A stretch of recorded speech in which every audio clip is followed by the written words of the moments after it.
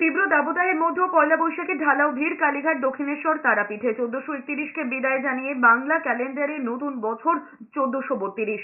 নতুন জামা, গঙ্গা স্নান, দোকানে দোকানে হালখাতা, শুভেচ্ছা, মিষ্টি মুখ, গান, আড্ডা। নববর্ষের আবাহনে মেতে উঠেছে গোটা বাংলা। প্রিয়জনের সঙ্গে ভাগ করে নেওয়া নতুন বছরের আনন্দ। কালীঘাট থেকে দক্ষিণেশ্বর, লেক কালীবাড়ি থেকে তারাপীঠ, মন্দিরে মন্দিরে পুজো দেওয়ার লম্বা লাইন। সারা বছর ভালো কাটুক এই প্রার্থনা নিয়েই ভোর থেকে ভিড় উপচে পড়ছে দক্ষিণেশ্বর মন্দিরে। পুজো দেওয়ার লম্বা লাইন পুণ্যার্থীদের, ব্যবসায়ীরাও হাজির হালখাতা নিয়ে।